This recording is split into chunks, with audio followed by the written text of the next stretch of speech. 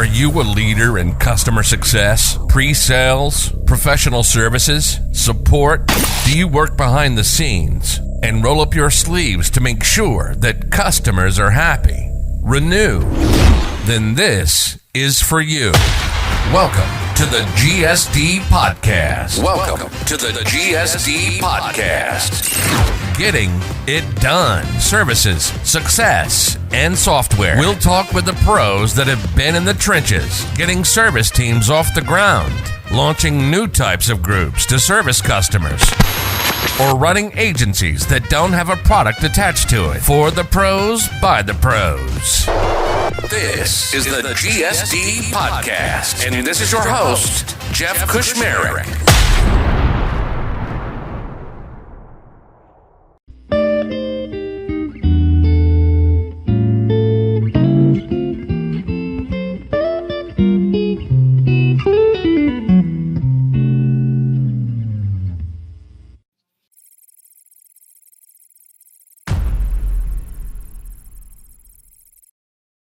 All right, Bruce, I think we're good to go.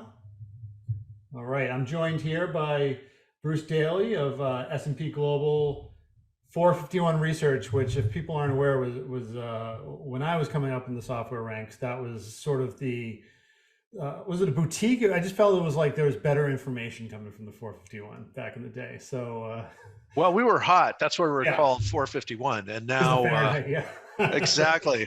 Now we're part of one of the largest information providers in the world, and I might add, one of the largest SaaS companies in the world. So It's we still are doing the same old work we always did, except now we've got a breadth that niche providers like Gartner and Forrester can't really match. Oh, absolutely. I was going to bring something up, but I'm going to edit that all out afterwards. So anyways, Bruce and I met at the Pulse conference, and it was really fascinating because Bruce was out there sort of as an analyst, and I've worked with a lot of analysts. I was at three first movers, I will say, throughout my career, which is, to get to first mover status, you've got to create the category, and there's a lot of talking with analysts. So I was sort of always in that sort of really respecting the analyst mindset, because it was always for us, if we're going to make it as a first mover, we need to get these analyst companies on board, and we always recognize that importance of working with the analysts and everything. So I was fascinated when we were introduced, I believe it was at the Rocket Lane event, because you're the first analyst I've met that's sort of really covering the space, and just was really fascinated by getting in and hearing some of your insights. Just for people listening, usually we're talking with leaders or doers in the actual realm of post-sales. But I thought it would be great to get a different perspective on where CS is, but also how it's seen from the outside perspective. And also, Bruce promised to go over some of the things we see getting talked about, and in a way to maybe bring that conversation up, which kind of goes back to the themes of being a little bit more important in your exec staff and your boardroom, and having a voice and things like that. So we're gonna cover all of those topics. But first, Bruce, for about a minute or so, why should we be listening to you? I know you've got an incredible background, so I just love you to just tell everybody here a little bit of what you told me when in a non-bragging way, but just some of the industries that you've covered and the sort of what you do on a day in and day out basis. Well, it really can't be for my good looks, because frankly, Well, I was on a beat with a podcast. pretty ugly stick a number of times in my career. But on the other hand, in that career, I've done about everything in software that you can think of. So I started out as a programmer in IBM Glasshouse environment. I was a DBA. I jumped to the sales side, did sales, pre-sales. I've been a successful entrepreneur. I've done marketing. I've done finance. And so I've got a pretty holistic approach to software that I've developed over the years. And in that time, I've spotted a number of trends going back years and decades, really, that eventually became big. And I think customer success is going to be a big, big, big market. And we've done some research. We went out and we surveyed all the firms that we could identify, which was, I think, pretty much all of them at this point in time. And we did some ground up projections based on those conversations about what the revenues are. And we think this is really one of the fastest growing markets in software. And this is specifically software for CS people to do their job, essentially, correct? Yeah. This is specifically software for CS people to do their job. So it's companies like Gainsight, and it's companies like Churn Zero, and it's companies like Totango, and it's companies like Customer Success Box in India, or Success Carrot, or any number of. We really tried to talk to every single vendor that we could identify and get a little insight into what their revenues are. And as I said, we're expecting this market to be somewhere in the neighborhood of $1.3 billion for just the software alone. That's not the services, Jeff. Yeah. And starting last year at a point of about $200 million in sales. Nice. Yeah, it's good. And it's not like there's a flood of new ones coming on, but like it's nice to see, excuse me, some of the newer categories. I met for the first time a bunch of the AI categories, and I actually just heard really good. For me, every time I hear AI, Sherry and I's joke is like, that's a chatbot, right? But I was just talking with somebody today that works at a big company that is using one of these AI products, and they're like, it's so easy. It's crazy how easy it is and how good it is. But we can talk about that one offline. But it's really nice to see these niche sort of services being provided as well that can kind of get combined in with some of those larger products that you mentioned as well. Yeah. Well, I think that demonstrates a healthy growth of the business ecosystem around some of these vendors. And if everybody's making money, that just reinforces the category. And you have to give Gainsight a lot of credit. They really invented this category. Absolutely. They were out doing missionary work and really just a fantastic job on the part of Nick Mehta and his team. Absolutely. No,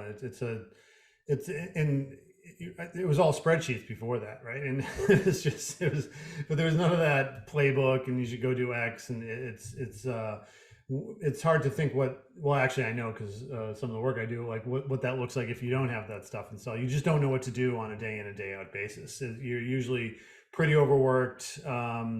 You might have a customer base of anywhere between 20 on the low end to hundreds if you're on the sort of low touch end, and you need these additional tools to be able to reach out and talk to customers and provide the value and check in and see how they're doing.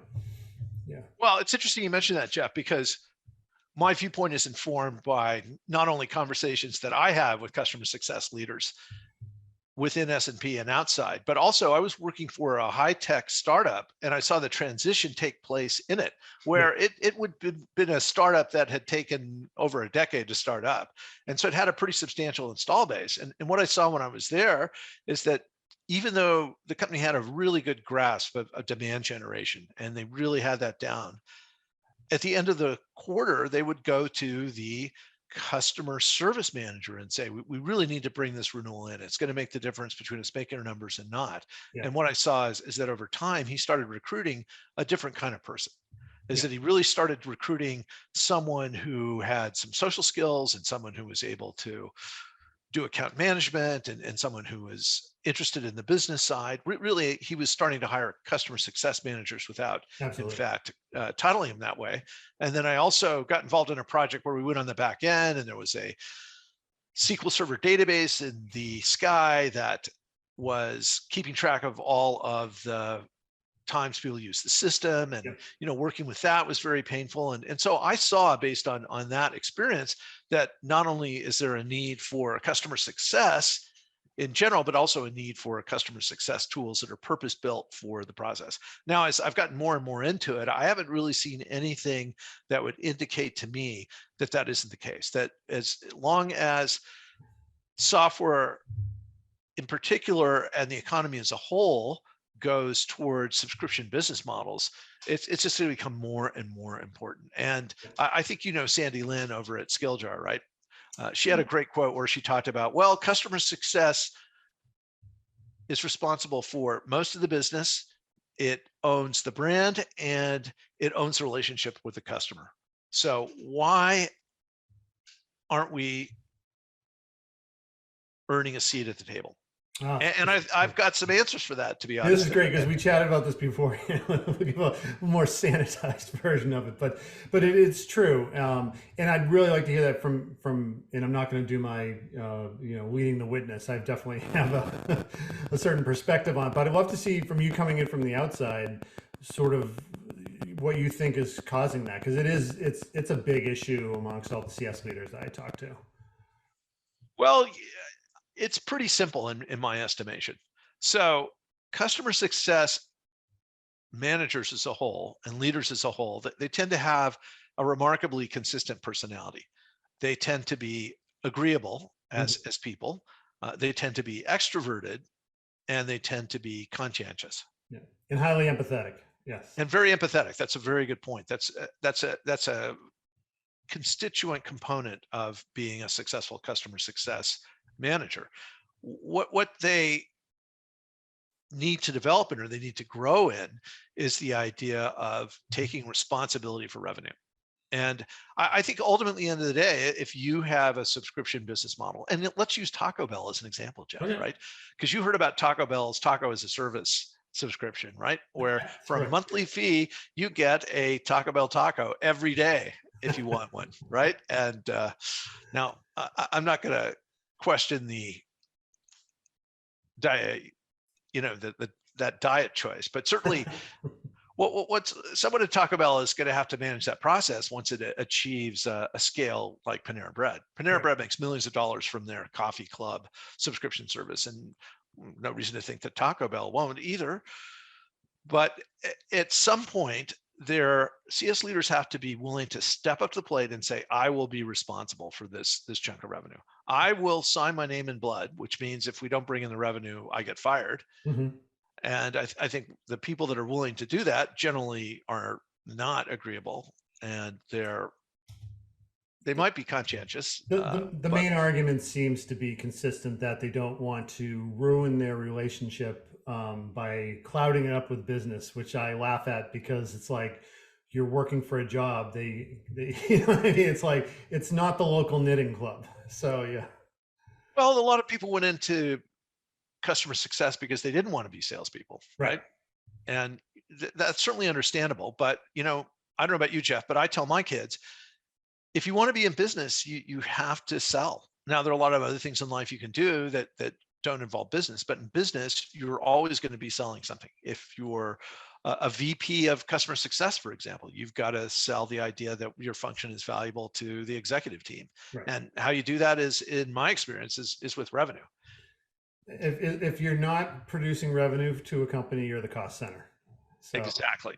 Yeah. And so that's where the power comes from. The power comes from taking responsibility, because if you say you're going to do something, people can't really stand in your way and prevent you from doing that. Now, the other side of the coin is that there are a lot of factors outside of your control, like the economy. If there are 5 to 7 factors that are going to influence whether you make your number or not, you probably only have control over 2 or 3. So that can be daunting, but I think it's only inevitable. I think it's only a matter of time before vice presidents of sales become customer operations officers, or they become chief revenue officers. And we're seeing that already in the Silicon Valley, which lately has prompted a lot of business trends that eventually spread throughout the economy. So I think if you were really going to prepare yourself as a CSM leader, probably getting a sales job for a while would be good training and good background. In I don't know. So Christy was on a few weeks ago, and she was like, go have have your CRO come in and train your team on how to do this. There's definitely a divide in two schools of thought. There's many CSMs who can't stand the fact that they're doing all of this hard work, and then somebody comes in and puts a contract in front of the customer and gets the credit and gets some nice spending cash on it. We're like, I'm doing all of that work. And then there's other people who are like, I don't want to deal with that. There's also another model, which I think really works really well, is like, oh, we don't want to take away from your time with all of the transactional stuff. So bring in like a renewal manager to deal with procurement and legal and all that fun stuff. But nobody, in the ideal world, the CSM understands what your business is trying to do. and they map the technology and the features and everything that your product provides back to you. So they're the ones providing all that great advice on how you should be doing it. And it should just be a natural conversation. And renewals are very easy if you're doing your job as a CSM of providing the value and showing, providing the software's value and letting people know where they're getting the value out of it.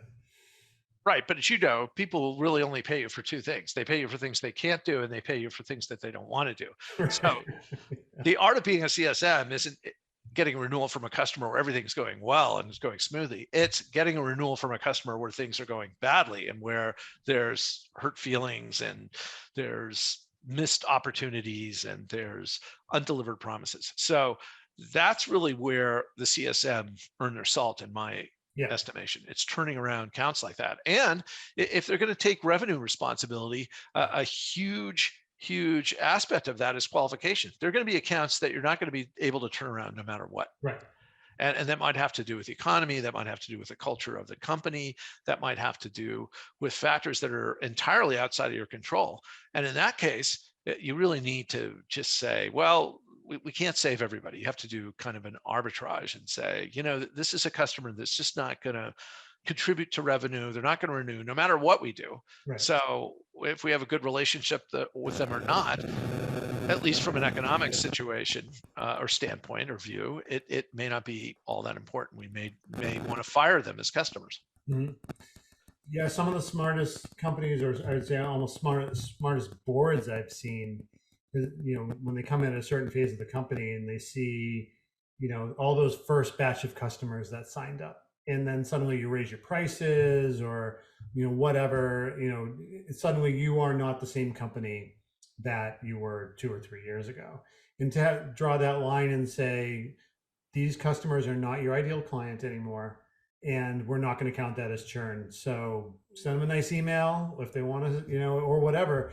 But that's one of those examples of companies that just aren't going to renew with you, based on your new model or anything like that. So sort of an aside for what we're talking about, but it's an important thing for companies to do. Otherwise, they're just trying to, work with companies that they shouldn't be working with, essentially. So. Well, absolutely. And I know you've got some customer service in your background, as have I, right? And I think we both know that it's governed by a Pareto distribution, and that's obviously the 80-20 rule, that you might have a small percentage of your customers that consume a vast amount of your resources. And, that's just the nature of the world. So sometimes it's better not to have those people on as customers. But once again, I think that's very difficult for many CSM professionals because, as you pointed out earlier, empathy is such an important part of their character. Yeah. It's hard. They'll do anything. They'll work so many hours. They just take it so personally when there's an account that's not going in the right direction and everything. So it's a tough thing. So, but I have to say that they are some of the best partiers in any section of technology I've ever. I tell you, they certainly beat out DBAs and AI experts. Yeah, but we all know that title goes to sales, right? So well, yeah, that's true. When you're talking pros, exactly. Yeah, we're talking talented amateurs. Those clubs that people go down to islands and things like that, where nobody knows what happens. But yeah, those. Oh. There's some great stories coming out of that. I don't think that it's probably appropriate for a family-oriented podcast like yours, but I have to share some of those offline. It should be a documentary like the Fire Festival or something like that. But we'll table this conversation. So that's sort of one angle. Are there anything else? Because you're in the discourse, you see the conversation topics go along. So I will say my point of view is that on this, and I'd love to see your reaction, is that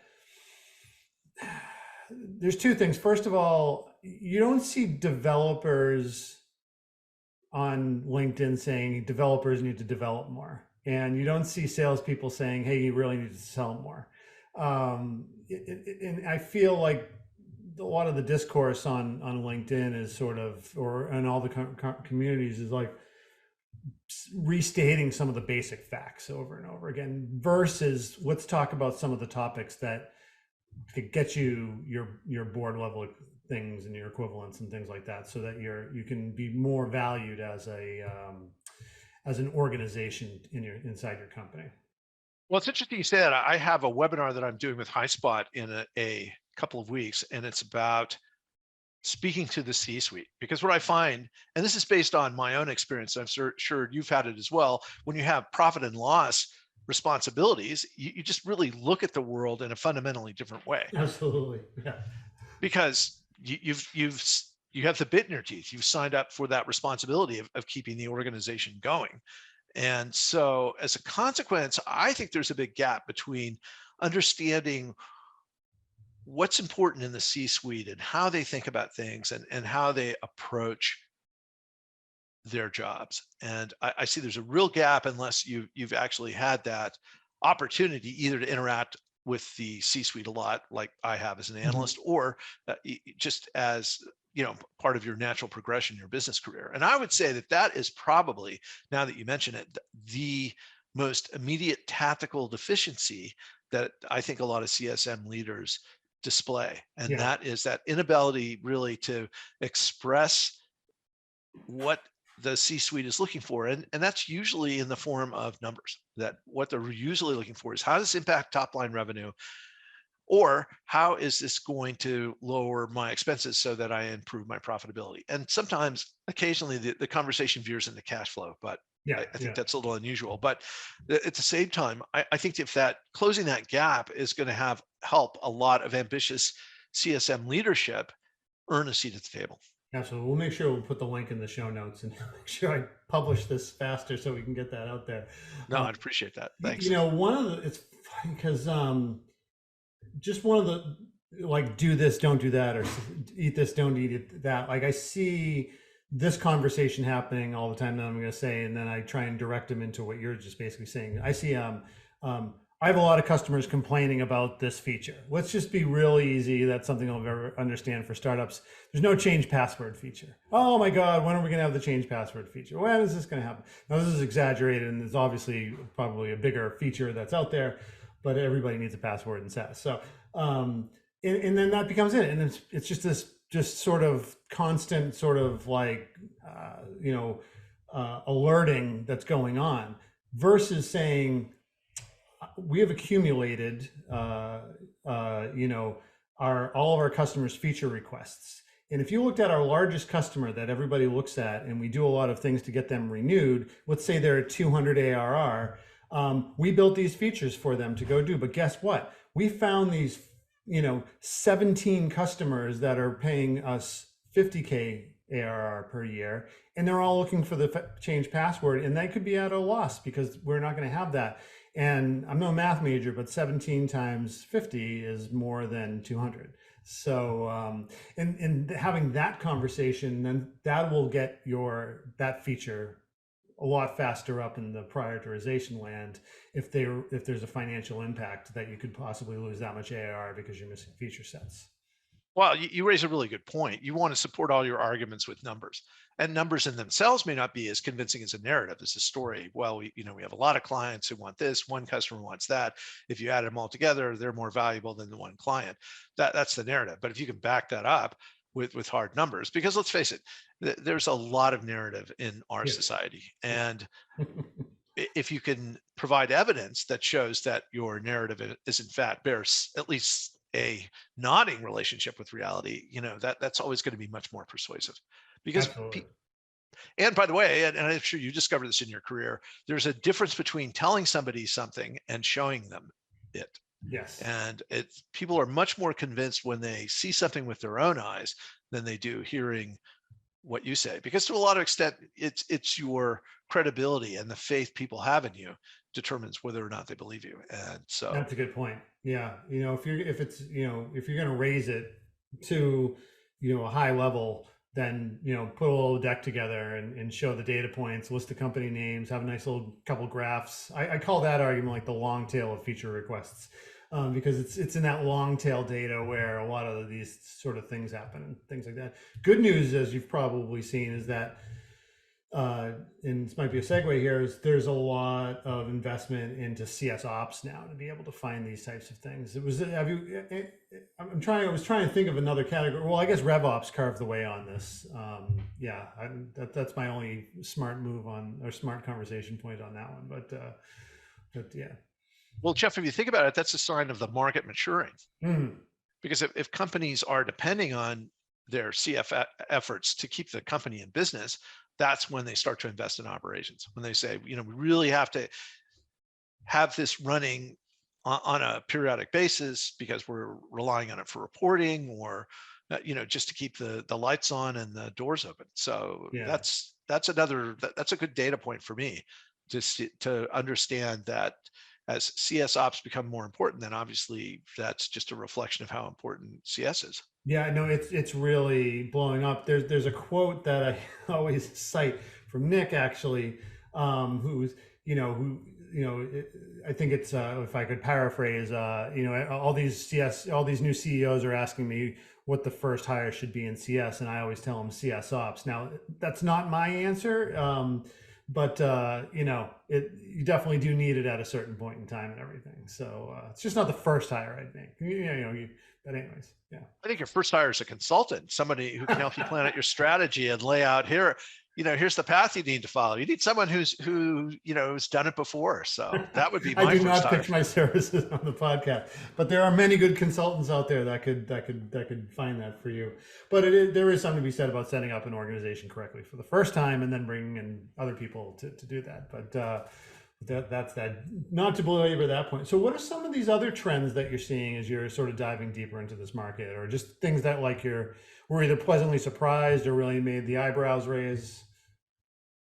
Well, I'd have to say that there's a growing recognition that of all the steps in the customer success journey, probably outboarding is the most important one. Hmm. And as consequently, there's been a whole new category of companies that have been created within the CS space that focus specifically on onboarding. Yeah. And it seems to me that the classic customer success vendor starts with renewals and works backwards, whereas this new generation of onboarders start with the moment the sale's made and then move forward. And they're meeting somewhere in the middle. Now, there's obviously some co-opetition going on because a lot of the CS vendors also have onboarding features to their products. But at the same time, it's an important enough function that it's created its own category, at least temporarily. No, absolutely. I'm a big fan of all of them. They make my life easier if they're in practice.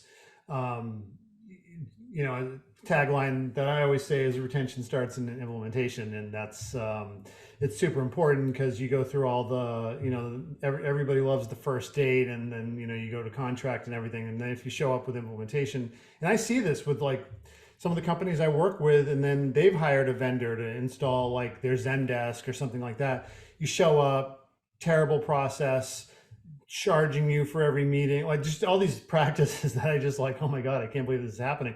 And then suddenly I'm like, I would never, ever, ever recommend that company to anybody. And just because they had a terrible onboarding experience or implementation. I stick with implementation because onboarding can get confusing because people then talk about like, do you mean when employees on board? So I'm like, no, implementation. That's very, but very meat and potatoes for me. But it's just I'm glad. I guess it's what you're saying is proving your point that it's a measure of success that an industry is moving forward when you start getting these sub niches going on, and onboarding / implementation software is definitely one that you're seeing. I can think of 5 distinct vendors right now, with ranging from very easy to very complicated things that you can do with their stuff. So there's definitely a big movement there in the software. So, well, I like your nomenclature for it, implementation. I would have to say, throughout my career in software, at every single job I've had, whether it's been a programmer or a salesperson or a consultant, implementation has always been the number one problem, because I would say it's improved over time, but I would say most software implementations don't go successfully. And the ones that are really successful are pretty rare. And a lot of them fail outright. And if you're going to be depending on a customer relationship and they can't implement the product, that's worse than that they've never heard of you. It's terrible. Yeah, you see so many times. The salesperson loses a deal to a competitor, and then 3 weeks later they send out an email like, "Hey, how's it going with X, Y, and Z?" And they're like, "Terrible implementation. You have the deal if you can get us a kickoff meeting this week." It happens so much. It's Hey, crazy. Jeff, what's the difference between a used car salesman and a software salesman? Plaid jackets, maybe. No, the used car salesman knows when he's lying. That is so true. Listen, I love salespeople. You know. Me too. I Yep. was one. Yep. I Me am. too. Yep. Everybody sells, right? So, but no, it's super important. I talk about it all the times. So everybody who listens to this podcast hears you tell about it, and you know, it's just getting a lot of basic things correct, right? And just putting in, it's actually if you do it right, it might be pretty close to old fashioned waterfall software rollout where you do the same repeatable tasks over and over and over again. You know, here's our 30 days. So my saying here is that 80 to 90%, if you're, you know, past Series A and your Series B, that 80 to 90% of your software rollouts, your implementations should be pretty following the same pattern. Otherwise, you're pretty white labeled. I think it's like Tolstoy said about happy families. All happy families are alike, but unhappy families are unhappy in their own way. And I think that the same thing's true with implementations. All successful implementations are alike, right? Yeah. It's the unsuccessful ones that are unsuccessful for different reasons. Oh, we didn't get executive sponsorship. Oh, we got resistance from the end users. Oh, we didn't have enough budget to be able to scope it correctly. We had performance issues. We didn't buy the right software. I mean, Yeah. everybody has a reason for why the implementation fails. So I will say on that note, you can fix everything from when the deal signs moving forward, tightening up your processes, making sure you've got the right project plan, you're using the software, the alerts are going out, you've set up the cadence meetings and the kickoffs. But if that deal was signed under the wrong circumstances, you're screwed. Just 100%, right? You said that thing about the executive sponsor. If you can't get them involved, you can't get, if they're kicking something down to their team and say make sure this works, and they're not invested in it and things like that, then yeah, you're screwed. You're not gonna. Your best processes can't get through bad relationships usually. So, yeah. Yeah, no, we've all lived it. I'm sure that you've got the scars. I've got the scars, to prove it. So at one point in my career, I was a smoke jumper. So they would bring me in for, and this is like, maybe I was the ultimate CSM. Maybe it was like the Arnold Schwarzenegger of CSMs. I'm a smoke jumper. Here is this project. It's out of control. Yeah. The client's really angry, Oh, well, we're going to take you and we're going to parachute you in and you're that was me. I did the same. I did that for like 7 years. Yeah. As I say, I'm only 35. I just look like this. So yeah, just from that particular job. So. Exactly. It's like dog years, right? Exactly. Oh man. So any other sort of insights that you think is helpful for CS leaders and doers that are listening right now? I would say that the trend is inevitable. And consequently, if you ask me where the best place to start your career in software would be, I would say it would be as a CSM.